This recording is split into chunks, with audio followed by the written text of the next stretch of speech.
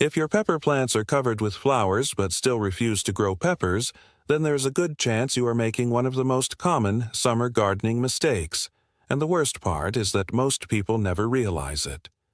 They see healthy green plants. They see new flowers opening every day.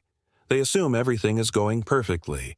Then the season ends and they harvest far fewer peppers than they expected. Sometimes they barely harvest anything at all. I went through exactly the same thing years ago, and I still remember how frustrating it was to look at a beautiful pepper plant that promised so much and delivered almost nothing. What surprised me the most was discovering that the problem was rarely the seeds or the variety. In most cases, the real cause was something much simpler. Small mistakes that seem harmless can quietly prevent a pepper plant from setting fruit. And here is something that shocked me when I first learned it. A pepper plant can produce lots of flowers and still be far from giving you a good harvest. In fact, some of the plants with the most flowers end up producing the fewest peppers when grown in containers. Have you ever noticed flowers appearing every day only to dry up and fall off a week later? Most gardeners assume that is normal and keep doing exactly the same thing. That is where the harvest starts slipping away. Summer can be tough on pepper plants. Temperatures rise, potting soil dries faster, roots work harder, and every small mistake becomes more important than it was in spring. What happens is that the plant begins focusing on survival before it focuses on producing fruit. That is why a few simple details can completely change the outcome of your harvest. The good news is that nearly all of these problems can be fixed, and many of the solutions cost absolutely nothing. Some of them are old gardening methods that were shared with me years ago by people who grew vegetables in containers long before expensive products filled the garden centers. In this video, I am going to show you the 7 mistakes that ruin pepper harvests in containers during summer. Some of them are so common that you may be making them right now without even noticing. And I will tell you this. The mistake that causes the biggest harvest losses is almost never the one people expect. Many gardeners start worrying when flowers begin dropping from their pepper plants, but very few take the time to look at what is happening below the surface. This is where the first major mistake appears, and it is one of the most overlooked problems in container gardening. I am talking about pot size. It sounds like a small detail because a pepper plant can look healthy for quite a long time, even when it is growing in a container that is too small. I used to believe the same thing. If the leaves were green and the plant looked strong, I assumed everything was fine. Then summer would arrive and the problems would start. Flowers appeared everywhere. Some even looked like they were beginning to turn into peppers. Then a few days later they would stop growing or fall off completely. The reason was much simpler than I imagined. The roots had run out of room. When a pepper plant feels crowded below the soil, it begins limiting certain functions in order to protect itself. One of the first things it reduces is fruit production. The tricky part is that the problem often remains hidden. From above, the plant can still look healthy. The leaves stay green and growth continues. That is why so many people get confused. I have seen gardeners water more often, add fertilizer, move the plant to a different location, yet nothing changes because the real problem is buried underground. There is one sign that almost always appears when this happens. The soil dries out extremely fast. You water in the morning, and by late afternoon the pot already feels dry again. Most people blame the summer heat, and sometimes that is part of the reason, but very often it means the roots have completely filled the container. Years ago, an older gardener gave me a piece of advice that stayed with me. He said that when a pepper plant starts flowering heavily, it needs enough room underground if you expect it to produce heavily above ground. It was a simple way of explaining it, but he was absolutely right. A container that is too small creates constant stress, and a stressed plant rarely delivers a great harvest. The good news is that this mistake is easy to fix and does not require expensive products. Sometimes moving the plant into a larger container before the problem becomes severe is enough to change the entire season. But do not assume that a bigger pot solves everything. There is another mistake that is even more common. In fact, many gardeners have large containers and still lose flowers and fruit all summer long. And when I finally discovered why, it completely changed the way I grow peppers in pots.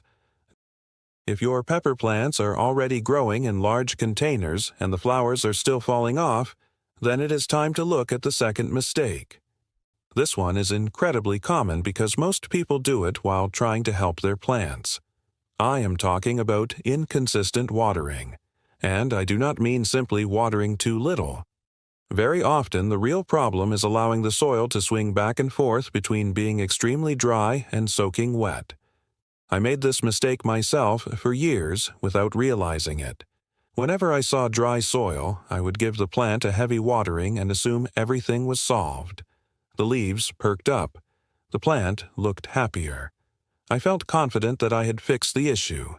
Then a few days later, more flowers would drop and the cycle would repeat all over again. What I eventually learned is that pepper plants love consistency far more than sudden changes. When the soil repeatedly shifts from dry to saturated, the plant receives mixed signals. Instead of focusing its energy on producing fruit, it starts protecting itself.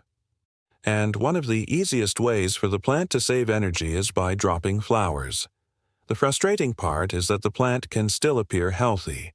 It may continue producing new leaves and fresh growth. That is why many gardeners spend weeks looking for answers in the wrong places. Years ago, someone showed me an old gardening method that I still use during the hottest part of summer. Instead of waiting until the soil becomes completely dry, I pay attention to moisture levels regularly and try to maintain a steady balance. I do not keep the soil waterlogged and I do not let it become bone dry. I simply aim for stability. It sounds almost too simple to matter, but the results can be surprisingly noticeable. Flowers stay on the plant longer. Tiny peppers begin forming where flowers once dropped. And there is another benefit that few people talk about. When watering is consistent, the roots work more efficiently and make better use of the nutrients already present in the soil. That means fewer problems and often less money spent on products you may not even need. Have you ever had a pepper plant that looked healthy but seemed stuck in place with no real progress? In many cases, this is the reason. Yet we still have not reached one of the most damaging mistakes of all. There is something many gardeners do almost every day because they believe it helps their pepper plants grow faster.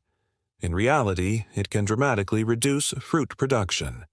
And when I finally understood what was happening, I completely changed the way I cared for peppers in containers.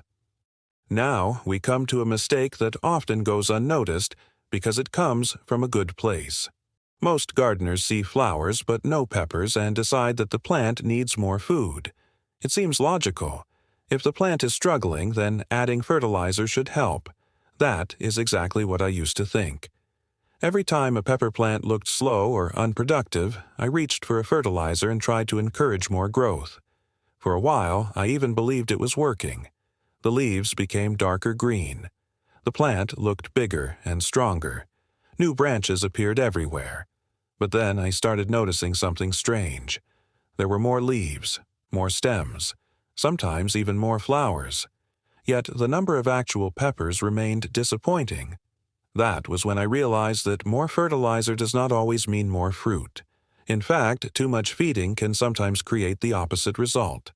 Many gardeners add nutrients without first understanding what the plant really needs. When a pepper plant receives excessive encouragement to grow, it may focus most of its energy on producing foliage instead of fruit. From a distance, it looks like a perfect plant. Up close, the harvest tells a different story. Years ago, an older grower shared a lesson that stayed with me. He told me that a plant that becomes too comfortable sometimes works less to reproduce.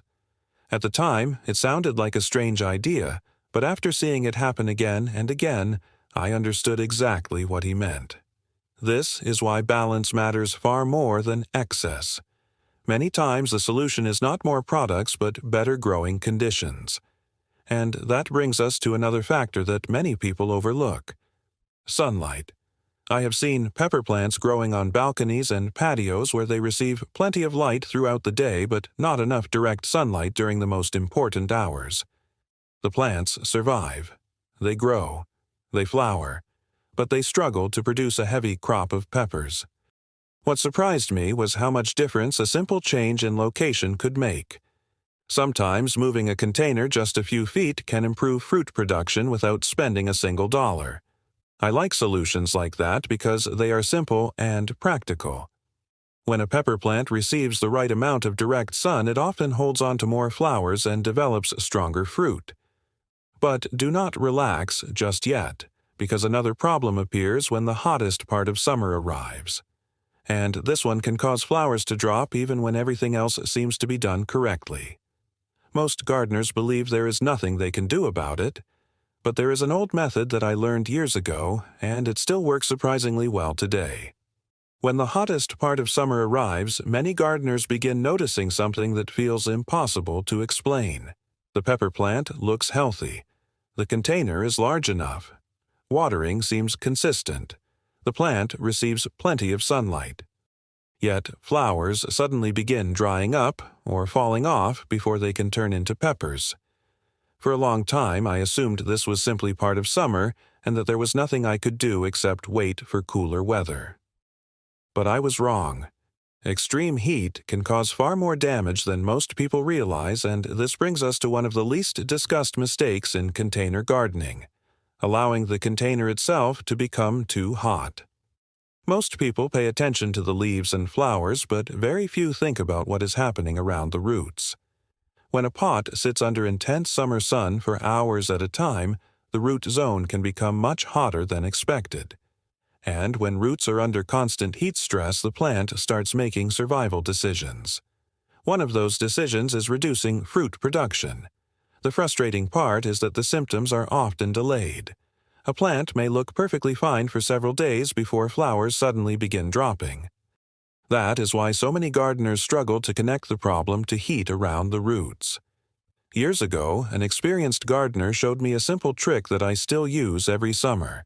The goal is to protect the root zone from excessive heat without taking away the sunlight the plant needs. It is not complicated, and it does not require expensive supplies. In many cases, it is enough to reduce direct sun exposure on the sides of the container while still allowing the top of the plant to receive full sunlight. Another helpful habit is covering the surface of the soil with a light layer of material that helps reduce rapid temperature swings and moisture loss.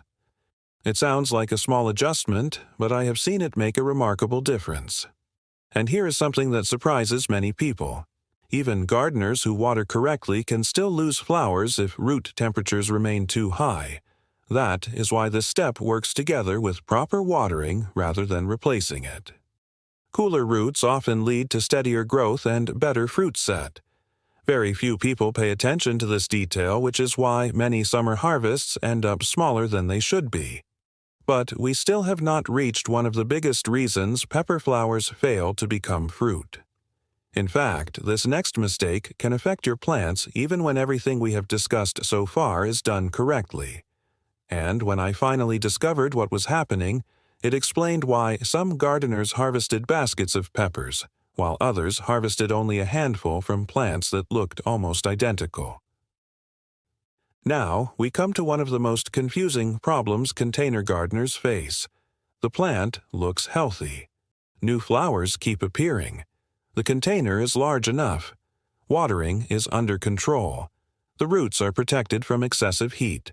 Yet very few peppers actually develop. This is often the point where people become frustrated because they feel they have already done everything right. But there is one simple detail that many gardeners completely overlook: pollination. When people hear that word, they sometimes imagine something complicated, but the truth is much simpler. In an open garden, nature does a lot of the work.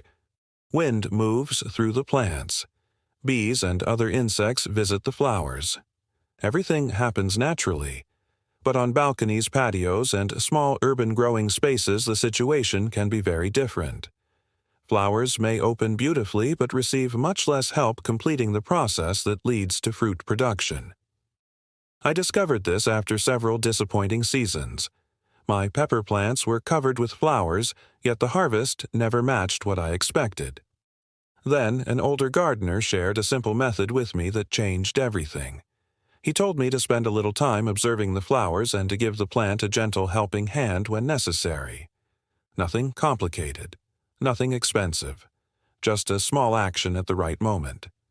I tried it and gradually noticed that more flowers remained on the plant and more tiny peppers began forming where flowers had previously dropped. What I like most about this method is that it costs absolutely nothing and only takes a few minutes. That makes it especially useful for gardeners who prefer practical solutions instead of buying another product. There is also another related mistake that many people make without realizing it: allowing too much dense growth to build up around parts of the plant. When airflow becomes limited, some flowers may struggle more than they should. I am not talking about aggressive pruning or cutting away large sections of the plant. I simply mean keeping an eye on the overall structure and making sure the plant can breathe. Most gardeners see lots of leaves and assume more is always better. Sometimes it is, but excessive crowding can create hidden problems that affect flower development and fruit set. The best part is that improving airflow usually costs nothing and requires only a few minutes of attention. Yet even after all of this, there is still one final mistake left to discuss. And strangely enough, it is the mistake I have seen repeated most often by experienced gardeners. It seems so harmless that almost nobody considers it a problem. But correcting it can make the difference between harvesting a few peppers and enjoying a productive plant for the rest of the summer. And now we come to the final mistake. It is so common that many gardeners never even think of it as a problem. I am talking about leaving ripe peppers on the plant for too long. At first, that might sound strange because everyone enjoys seeing large, healthy peppers hanging from the branches. I used to do exactly the same thing. I believed that the longer the peppers stayed on the plant, the better the harvest would be. But over time, I discovered that the plant sees things differently. Once several peppers have reached maturity, the plant may begin slowing down its effort to produce new ones. From the plant's perspective, part of its job is already finished. As a result, fewer flowers develop into fruit, and overall production can gradually decline. What surprises many gardeners is that they often assume the season is ending, when in reality the plant is simply responding to fruit that has been left in place too long. Years ago, I learned an old gardening method that I still use today. I harvest peppers regularly once they have reached a good size and stage of ripeness. It sounds almost too simple to make a difference, but it often does. By removing mature peppers, the plant redirects its energy toward producing more flowers and more fruit. That means a longer harvest period and more peppers without spending a single dollar. When you look back at everything we have discussed today, a clear pattern appears. Most poor harvests are not caused by bad seeds or bad luck. They are usually the result of several small mistakes working together: a container that is too small, inconsistent watering, too much fertilizer, insufficient direct sunlight, excessive heat around the roots, pollination problems, and finally leaving ripe peppers on the plant for too long. The encouraging part is that every one of these problems has a practical solution. Most of those solutions are simple. They do not require special tools. They do not require expensive products. They simply require paying closer attention to what the plant is telling you. I have personally seen pepper plants that looked destined for a disappointing season turn into productive growers after correcting just 2 or 3 of these mistakes. That is why I always say that successful container gardening is not about doing more things. It is about doing the important things better. If your pepper plants have plenty of flowers but no peppers, yet do not give up. There is still time to change the outcome. And once you start seeing healthy peppers forming where flowers used to fall, you will understand just how powerful a few small adjustments can be. And there are many more simple old gardening methods that can improve your harvest even further, and we will talk about those in the next video.